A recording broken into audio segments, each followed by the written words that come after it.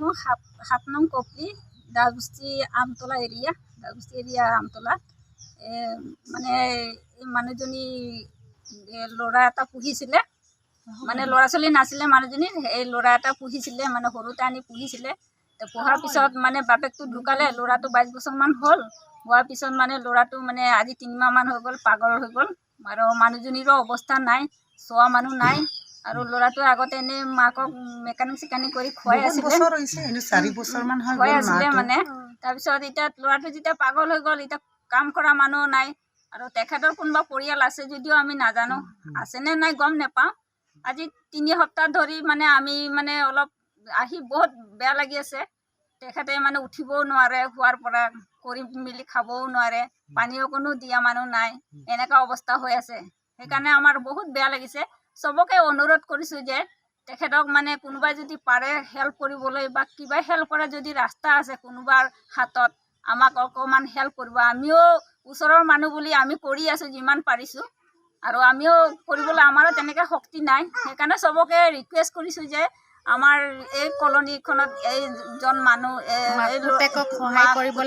সহায় কৰিবলৈ মানে আমি চবকে অনুৰোধ জনাইছোঁ আপোনালোকে যদি পাৰে তেনেকৈ আছে ছ'চিয়েল মিডিয়া হওক যি হওক সহায় কৰক আৰু এই মানুহজনীক হেল্প কৰক চবেই মিলি পেলাই কি কৰিলে ভাল হয় মানুহজনীৰ কোনো আছেনে নাই কোনোবা পৰিয়ালৰ আছে বুলিও নাজানো নাই বুলিও নাজানো সেইকাৰণে চবকে আমি ৰিকুৱেষ্ট কৰিছোঁ আমি কলনীত ৪-৫জনী মিলি পেলাই দৌৰা দৌৰি অলপ কৰি আছোঁ বা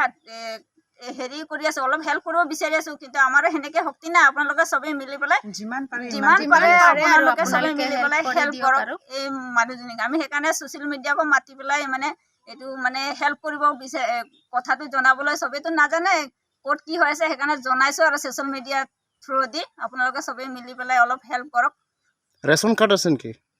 ৰেচন কাৰ্ড আছে কিন্তু মানুহজনীৰ নামটো কাটা গ'ল ল'ৰাটোৰ নাম আছে কিন্তু ল'ৰাটো চাউল আনিব নাযায় পাগল হৈ গ'ল না পাগল হোৱাৰ কাৰণে আজি ৩ মাহমান যোৱা নাই এতিয়া মাককো চাব লাগে কলনীৰ মানুহে ল'ৰাকো চাব লাগে তেনেকুৱা সিহঁতৰ হেৰি নাইকিয়া হৈছে এই মানে কলনীৰ এই বাইদেউহঁতে তেওঁলোকে মানে সহায় কৰি আছে মানে আমিতো একে মানে পুলিং হয় তথাপি মানে বাইদেৱে কৈছে আজি কথাটো এনেকুৱা কিন্তু মানে চোৱা আৰতি মানে এনেকুৱা হৈছে মানে অলপ হেল্প কৰিব লাগে ছ'চিয়েল মিডিয়া আমি মাতিছোঁ তে মানে চবে মিলি হেল্প কৰিব লাগে তে আমি অলৰেডি বাইদেৱে গৈ পেলাই MSCকো জনাইছে তে কৈছে ছ'চিয়েল মিডিয়াই কি কৈছে এতিয়া আবেলি আহিব আৰু সেইকাৰণে আপোনালোকৰ তোৰেদি যদি কিবা মানুহজনীক ল'ৰাক আৰু মাকক যদি কিবা সুৰক্ষিত দিব পাৰে আপোনালোকৰ সহায় লৈছোঁ আৰু আমি কলনীৰ মানুহে আৰু ইমানে তেখেতৰ নাম কি আছিলে তেখেতৰ নাম ৰাধা দে আৰু কানু দে বাপেকটো কানু দে আৰু যোনটো পাগল হৈছে এইটো ৰতন দে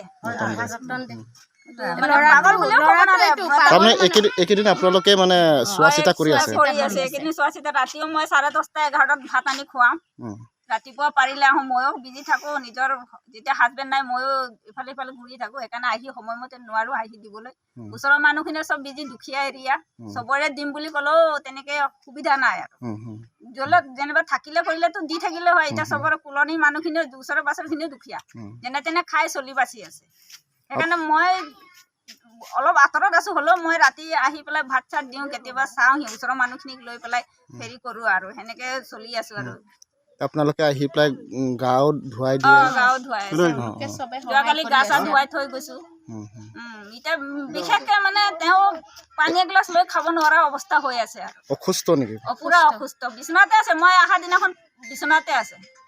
মই যিদিনাখন আহিছোঁ দেখিছোঁ পুৰা বিচনাত তেনেকৈ আহি বোলে কি হ'ল বুলি সুধিছোঁ তাৰপিছত মাতটো লাহে লাহে দিছে আৰু খাব নাই পেটত ভাত নাই যে সেইকাৰণে মানে তেখেতে মানে জোৰ নাপায় তাৰপিছত মই চিন্তা কৰিলোঁ ভাত নাখালেতো ক'ত জোৰ পাব মই ভাত আনি খুৱাই তাৰপিছত সেইদিনাখন পৰা জোৰ পাইছে এতিয়া ভাত খালে মানে জোৰ পাব আৰু সেইটোৱে কথা এতিয়া